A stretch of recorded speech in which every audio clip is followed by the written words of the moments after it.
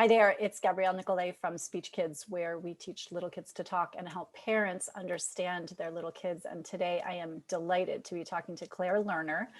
Clair, thanks for being here. Thanks for having me, Gabrielle. I look forward to our spirited conversation. Exactly. Clair is a child development and parent expert working with families mostly in the Washington, D.C. area or all over? Yes, I do. Well, I work with families in the area, but I also do have a parent coaching practice, which enables me to see families around the country, around the world. So yeah, all over. So tell us more about what that work is like and what you do.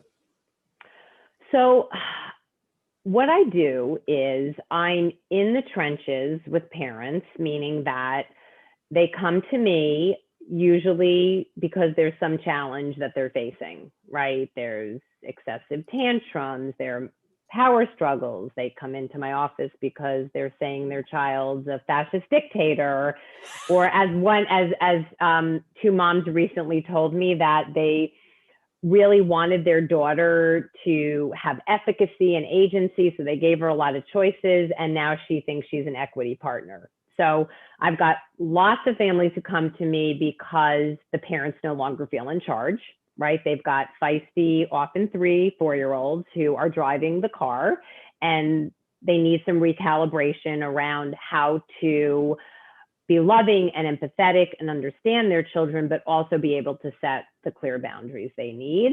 And then, of course, there's like lots of, mealtime challenges, potty training issues, really the full gamut of typical challenges that arise in early childhood. And so what I'm doing is I'm peeling back the layers with families. It's doing detective work. It's really trying to figure out what are all the pieces of this puzzle that makes up this child, and what do we think is really the root cause of the behavior. So we're never just dealing with behavior for behavior's sake, because that rarely is effective, as you know. Mm-hmm. It's really about understanding what the driving force is behind the clinginess or the refusal to use the potty or the sleep time challenges, so that we can come up with strategies collaboratively to solve that problem effectively and in a developmentally appropriate way.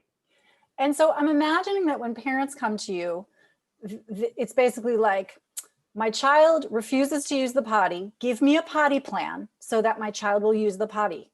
Give me strategies to use, right? That's how they come in the door, yes? Right. Okay, but then you mentioned something that happens before we get to the strategies. We have to do something.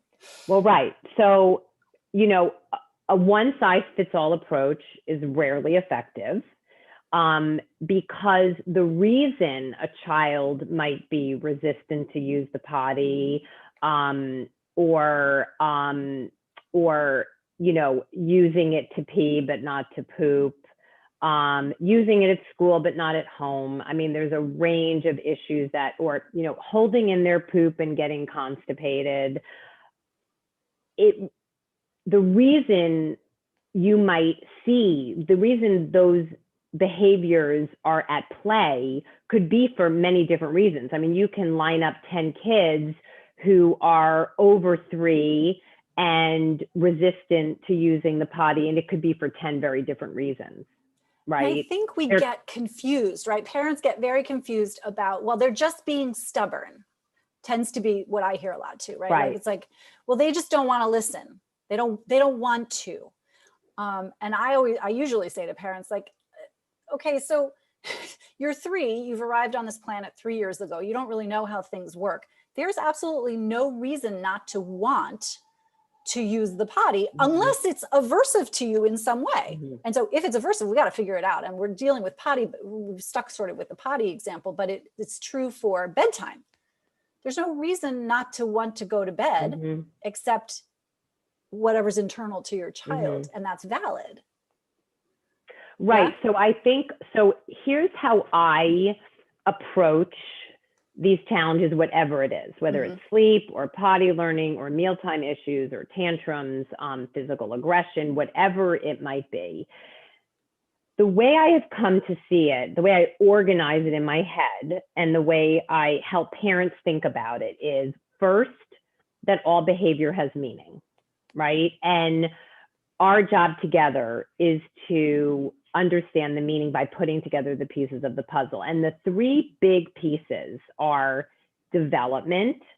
So you always want to take a look and think about what is at play developmentally, right? So is there a delay in a skill that is making it hard for them to be effective at whatever the task may be, potty learning, sleep, whatever it might be, accepting rules and limits, and, you know, being able to cope with frustration, like whatever it may be, you want to think about what is the developmental piece, right? So if you have a kid who is as having very frequent, intense tantrums, then you always want to consider, and you know this very well, like, is there a language issue here? Is that a piece of this puzzle? Because it's just like a medical diagnosis.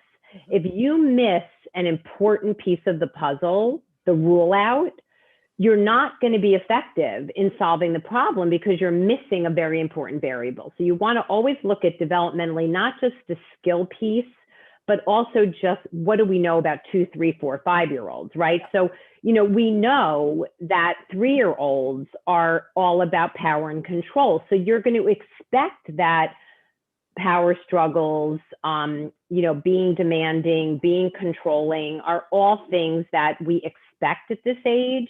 And you want to have that perspective, right? Is what are the developmental factors here? The next big bucket is temperament, which of course, you know how I feel about temperament and the fact that, like, I wish every OBGYN helped parents understand this important variable so that when they have their baby, they have this lens to understand what makes my child tick, right? Because it's such an important piece of the puzzle. I think of it as the why of behavior, right? So like the what of behavior is, what is a child doing? They're sitting up, they're rolling, they're saying this many words, they can solve this kind of mental problem. Temperament is the why. Like, why is my child clinging to me for dear life when all the other kids are running on the playground having a grand time? Like, why is my child flying off the handle because I gave him his cereal in the blue bowl instead of the red bowl, while my other children is like, whatever, it's the same Cheerios, right? You know, why is my child, you know, react to every single piece of clothing we put on him where other kids are not bothered by any of this? Like, it explains why children behave the way they do. And so that's another big piece of the puzzle. Do you have a slow to warm up kid or a kid who jumps right in? Do you have a kid who's a low activity level or a high activity level? So that's another piece of the puzzle. And then the third is context or environment, meaning what is going on in this child's world that may be having an impact. So of course, COVID, huge, major contextual factor from, but then there's, you know, new siblings, a loss in the family, a family move, a parent being under stress, any kind of separations. Change of a nanny. Please let's not forget the caregivers. Change of the caregiver, huge. And so those are the three big variables, but I can't sort of end this description without saying that when it comes to context, the temperament piece is huge, because if you have a highly sensitive kid who is wired to just experience things more deeply, sensory and emotional, then a seemingly small change can actually result in a very big reaction. So oftentimes parents are like, oh, there isn't really anything big that's happened. And then you find out that, like, grandma has come to stay for a few weeks, which they think of as a positive, and it is, but it's also a stressor for some kids when the dynamics in the family change. So kids who are more highly sensitive, like in my practice during COVID, those kids writ large had a much harder time adapting to this seismic shift in their world, where the kids who Thomas Boyce labeled so helpfully, you know, the dandelions, the kids who sort of just thrive no matter what, they did better. But the orchids are just going to have a harder time often with not just big, but even small changes in their world. So what I'm doing with families is I'm really dissecting what are all the variables at play so we can understand why your child is refusing to use the potty. Yeah, it's so important because again, that match or mismatch usually between, number one, temperaments in the family, right? Because you've got kids who are of one temperament and parents who are of one temperament who may or may not mesh very well. And then you've got circumstances and expectations and sort of the environment that either is a good fit or not. And a lot of what I deal with in my practice is we see late talkers who tend to be those sensitive kids, whether or not they're diagnosed. And I think in that orchid category, it's an interesting, I loved Thomas Boyce's work, and obviously Raising Orchid Kids is based on that, which is this parenting class that we run. But it's within the orchid family, there are kids with diagnoses and there are kids who don't need diagnoses, right? Right. And given a shift in the environment, and so much of what we do at in my practice is we change the environment to better suit the child. Mm-hmm. And in many cases, that's the linguistic environment, right? Mm-hmm. So we're getting parents to talk less. We're getting parents to not schedule so many activities, to reduce transitions. And I'm sure that some of these are the things that you're recommending Mm-hmm. parents Mm-hmm. do as well, right? We get dressed every day sometimes because it just avoids power struggles and meltdowns. And so we're making shifts in the environment to see what happens Mm-hmm. on the child's side of things. And can we get those two to match better? Mm-hmm. Well, actually, Gabrielle, that is the basis and the philosophy behind my practice. So I'm a trained psychotherapist. I started my career back in the late 80s. It's sort of stunning to me to still date myself in that way. But as a child therapist, doing play therapy, I evolved doing lots of different things in the field. Ended up at 0 to 3 for a long time, which exposed me to lots of brain science and lots of, really important, much more teaching than clinical work. And when I got back into the clinical work, I decided that I could be more helpful to families by working directly with parents and caregivers and teachers and helping them understand what makes this child tick, what are all the variables at play, and what could they do to support the child, change the environment, adapt their parenting strategies that often made the biggest positive changes for the kids. And so that is what you just described is very much the focus of my practice. So if I can help a parent understand that the child isn't purposefully being aggressive, right, or it's not misbehavior to demand 20 more books at bedtime, like that's in the DNA of a child. Like what child is going to say, it really is time to stop reading and to say goodnight so my brain and my body can get the recharge it needs? No, like I have not in 33 years met a child who said that. But I'm the parent and I have a law degree, and at work, they listen to me when I explain why something has to be done a certain way. Yeah. Well, and that therein lies the rub, right? Is that parents in so many other aspects of their lives feel in complete control, right? I ask someone to do this, they do it, or I get a task, I do it, and all is right with the world. Now they have a human being who, again, right, has a different they all have different developmental trajectories, temperamental trajectories, different environmental factors, and they're puzzles. And a lot of actually the most effective best parenting is actually very counterintuitive. Like for example, parents often have a hard time setting limits because it results in a tantrum, which feels very uncomfortable. So parents find themselves reneging on the limit or getting into the whole, what I call the gray zone of constant negotiation. They start to feel like they're losing control. That makes them feel very angry that their child is misbehaving. And once we unpack it, the whole goal is to get the parent back in charge in a positive way. But it starts with them not seeing their child as misbehaving on purpose. And that enables a process for them to get back in control. But it's a very different process than it looks like at work. Right. Where you just get to wield your authority and people do what you want. For some. Yeah. Keeping calm in the face of a little person who is screaming, I think is like, it's the single hardest thing to do. And to your point about a lot of parenting is counterintuitive. It feels like both, I think, emotionally from a emotional solidarity point of view, like, oh, my child is upset, therefore I need to be upset. But also from a,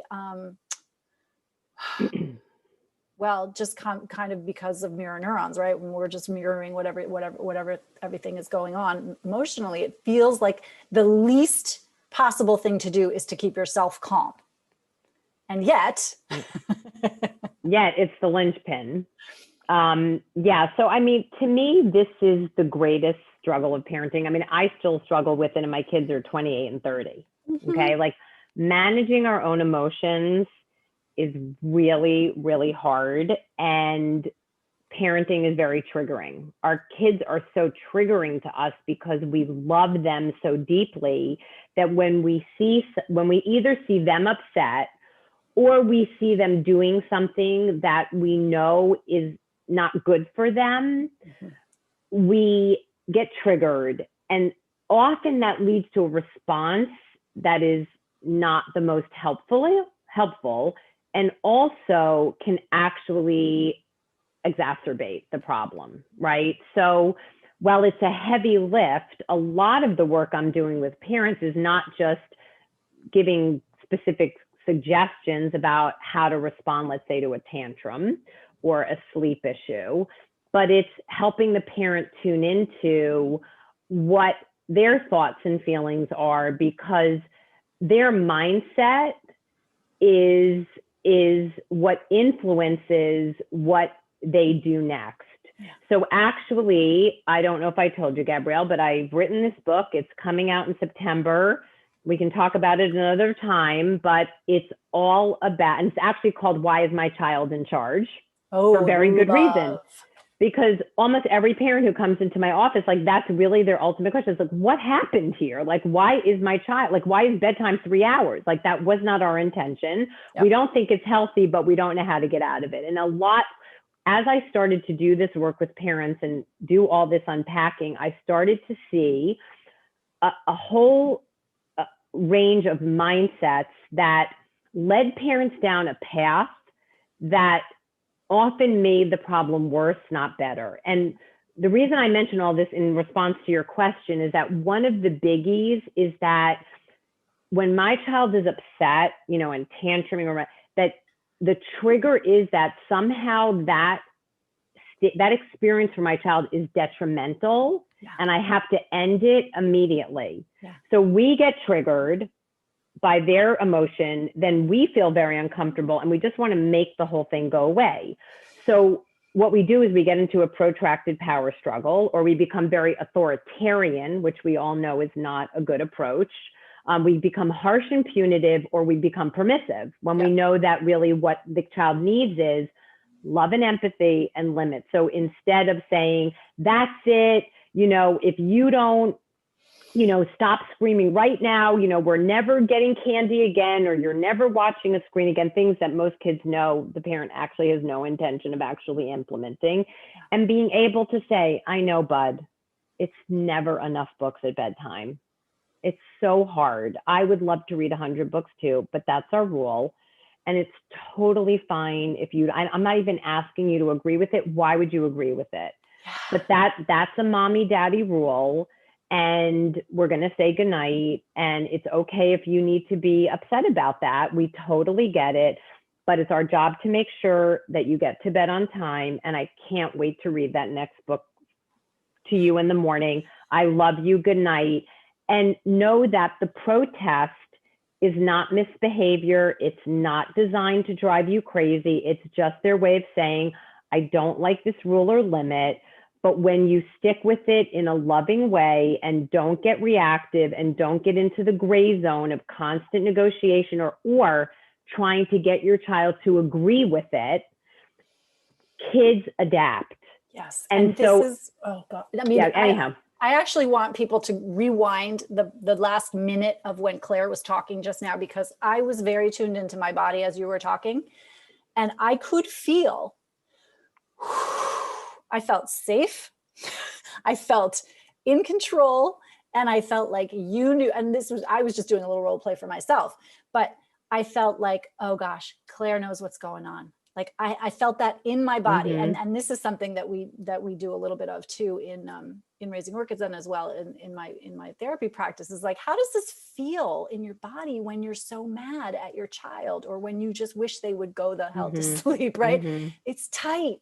It's not open. It's not calm. It's not expansive. And guess what? If that's the energy you're putting out, then you're going to get it right back at you.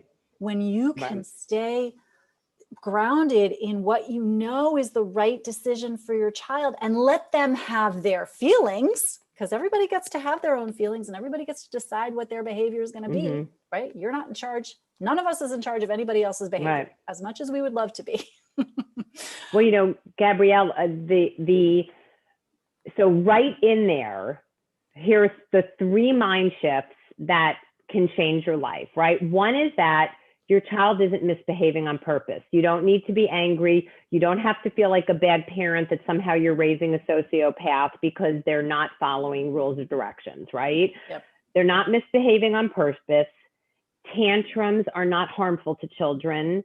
Feelings are this is something you're helping them acknowledge, accept frustration, sadness, anger. It's not detrimental to kids. In fact, setting loving limits is what develops all this grit and resilience that everybody is gaga for good reason, right? But it starts with learning to be able to manage when you can't have what you want when you want it. And the final one, which is probably the most humbling and important one, is that you have zero control over your child. Like, they are a human being. They are the only ones that decide what comes out of their mouth, what they do with their bodies. You cannot like make a child not have a tantrum, pee or poop on the potty, you know, not hurl venom when they're angry at you, go to sleep. Like, only they control those things. What you control is how you respond in those moments that make it much more likely that your child is going to behave in a way that is most healthy for them. Yeah. And I think when we have dandelions, parents of dandelions don't confront this reality of the lack of control until much later, because their dandelions are good at masking, their dandelions are good at complying, their dandelions are good at workarounds, they're good at lying, quite frankly, right? They figure out an easy way, and they're easy, so it doesn't matter, it doesn't affect them so much. The orchids are the ones who fight back, who protest, and again, for whatever reason, be it a speech and language delay, be it a sensory motor issue, be it a behavioral issue, it doesn't matter that much, right? Temperament. But they are the ones who fight back. They are the ones who trigger us directly. And those are I'm sure those are the majority of families who come to your shop have these kids who are a little bit sensitive. And now this is being exacerbated by the fact that we can't control anybody's behavior. Yeah. I mean, I would say that that largely the majority of families who come to me have a child who is wired to be more sensitive. Now, in other situations, a kid who's more of a dandelion, a more go with the flow, less easily upset child or triggered child, if there's enough contextual factors, like during COVID, for example, there did come a point where many kids who had been more adaptable, had been more, better able to weather life's ups and downs, even they started to have more behavioral issues because they got to that point where their stress level, where they met their threshold. I think for highly sensitive kids, they meet their threshold for stress much earlier and much quicker. It doesn't take that much to stress them because their system is already highly sensitized. So it is true. And I think I have found that that's a very validating perspective to parents of highly sensitive kids, that like your child didn't choose to be wired this way. You didn't make them this way, but taking that into consideration is critically important because they are so triggering. And if you get reactive to already a highly reactive child, as you mentioned before, given mirror neurons and all we know from brain science, you're only escalating and amplifying that. So I'll share with you on this idea of parental self-control, that one strategy I came up with that's not earth-shattering, but I put it into some kind of sort of paradigm to help parents digest it and be able to use it, is that what I say to them is that when you're triggered, you know, because your child's being defiant, they're not agreeing to do something, that if it's not life or death, like your child isn't running into the middle of the street, that it can be very powerful to do something like this. You just state, oh, Charlie, so I've asked you to hand back the tablet. You're having a hard time following that direction. Like you just like sportscast, you just state, you don't have to be a psychologist, you just state what's in front of you, right? I've asked you to stay in your room at lights out, you've come out. I'm going to take a mommy moment to think about how I'm going to help us solve this problem. Okay, now I will tell you, in some percentage of kids, they just comply immediately because they're like so freaked out that you're not screaming and yelling and you're being very regulated. I've had kids literally like hand back the tablet, like fine, just take it, Mom. Right? And then you turn away, and if you're by yourself, you're not with your partner, you do kind of this, you say, so let me see. So Charlie's a human being. I can't make him give me back the tablet, like it's his body. So what are his two great choices? Well, I guess one choice is he gives back the tablet and then he can have his screen time later today, his second show. But if he chooses not to cooperate with the direction, okay, that's his choice, then there just can't be that show later because those aren't the rules around screen use. And you literally say it aloud and they're listening, but you're talking to yourself. And then you turn back to and say, oh, Charlie, so I've thought about our problem and here are your two great choices. And if he runs away and hides, you calmly go and you say, I can be a helper. And you peel it out of his hands as calmly as you can. You put it far away and you move on. Yep. You're not angry. You've just solved the problem. He chose not to cooperate. Okay.